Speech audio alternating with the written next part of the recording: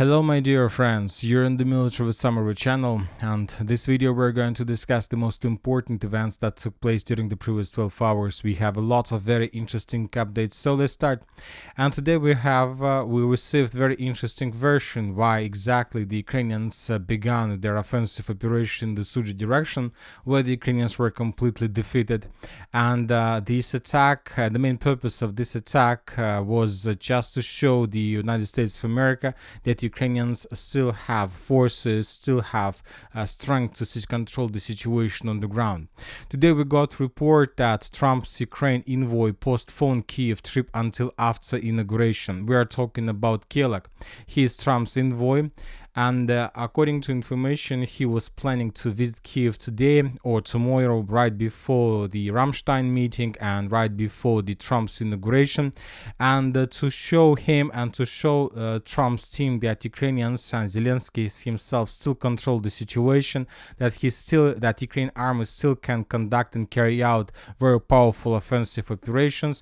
Zelensky decided and ordered Syrskyi to begin this Suja offensive.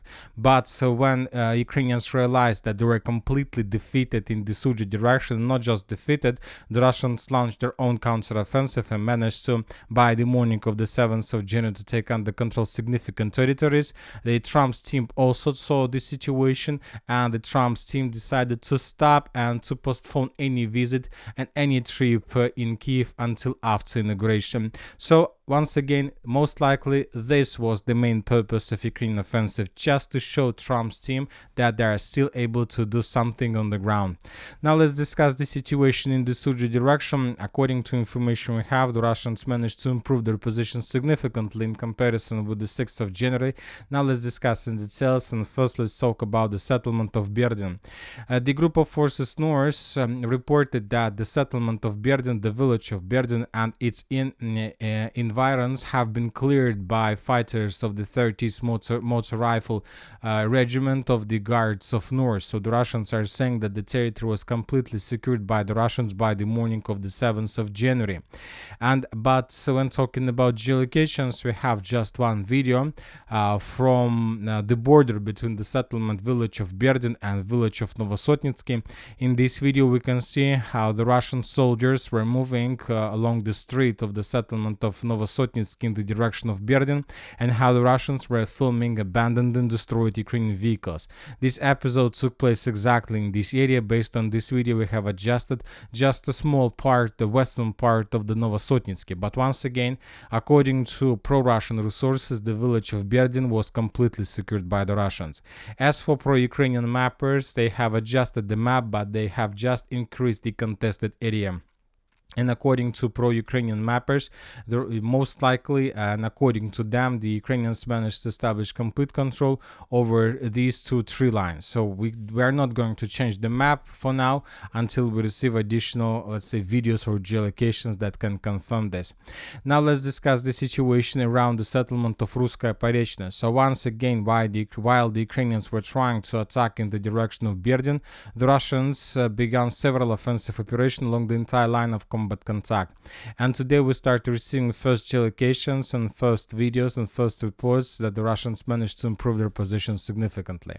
For example, as you can see, we have adjusted the map. These territories around these forests used to be considered as a contested area, but by the morning of the 7th of January, we start receiving first proofs that confirm Russian control over this territory. The video was published by the Ukrainian side. In this video, we can see a battle between the Russian soldiers and Ukrainian vehicle somewhere in the fields. The Russians were trying to run towards the forests and to hide themselves from Ukrainian vehicle, and Ukrainian vehicle was attacking them. All these episodes from that video took place exactly in this area. Based on this video, we have adjusted the map in Russian favor.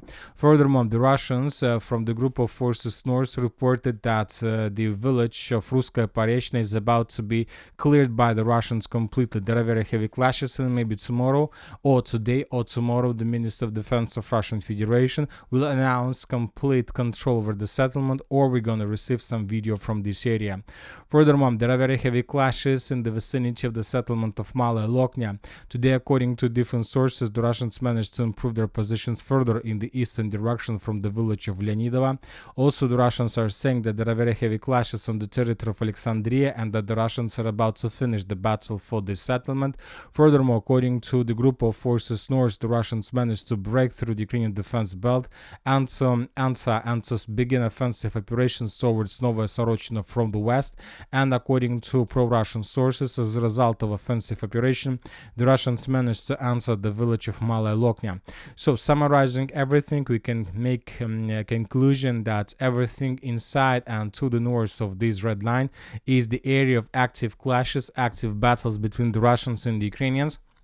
We are waiting for some geolocations. We are waiting for some reports, official statements from the group of forces north of the Minister of Defense of Russian Federation. But something tells me that in the very near future, all these settlements and villages would be captured by the Russians, and the Ukrainians would be forced to fall back further in the southern directions towards the settlement of Krasnaya Loknya. So the situation for the Ukrainians is very critical. As for the southern direction, we haven't received anything, but there are very heavy clashes on the territory of Makhnovka and Dmitriukov. Now let's move further and let's talk about the Kupiansk direction.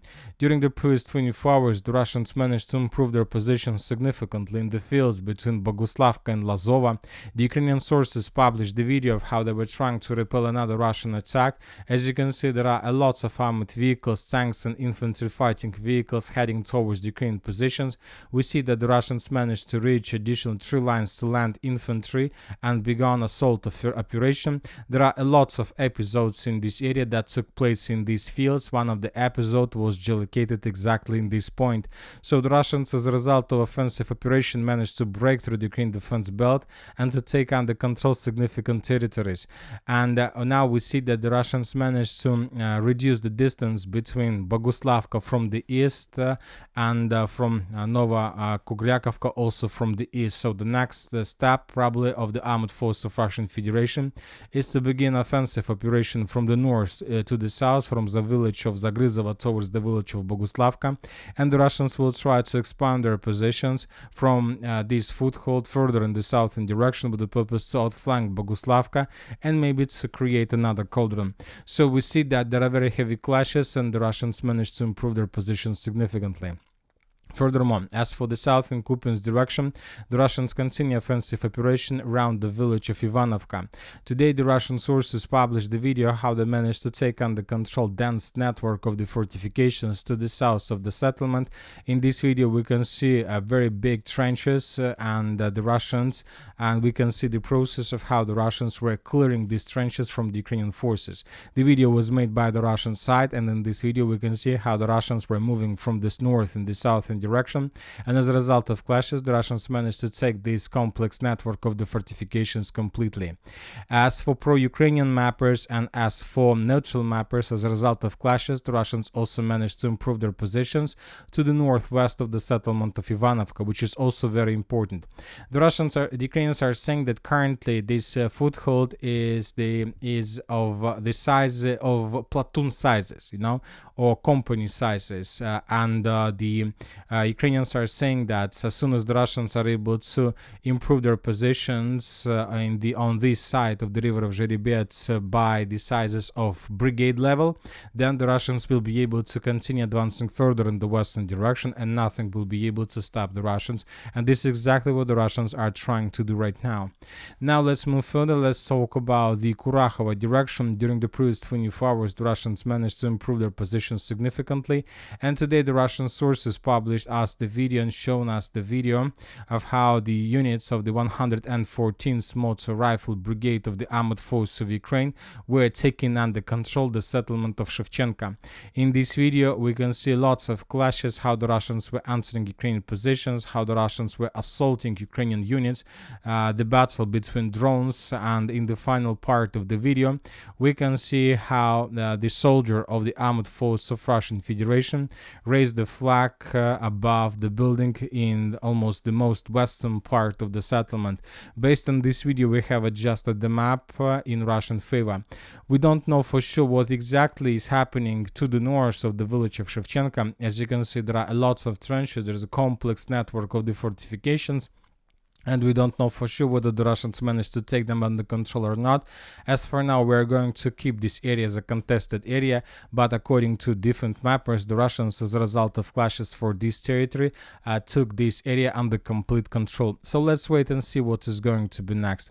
And another very important thing, things are coming from the Northern America. Today, according to information we have, Justin Trudeau officially resigns as the Prime Minister of Canada. If I'm having to fight internal battles, I cannot be the best option in the election.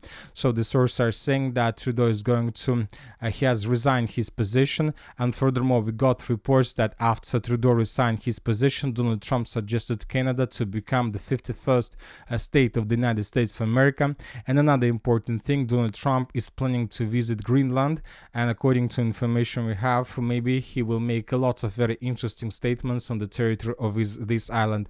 And I'll remind you that according to information we have, Greenland is planning to become independent from Denmark. So a lot of very interesting things are obviously going to take place when Donald Trump is going to become president. So let's wait and see what is going to be next. And that's it for the short video. Military Summary channel reminds we condemn any violence in the world. Thank you for watching. Subscribe to my channel, put your likes to my Patreon, and have a good day. Bye bye.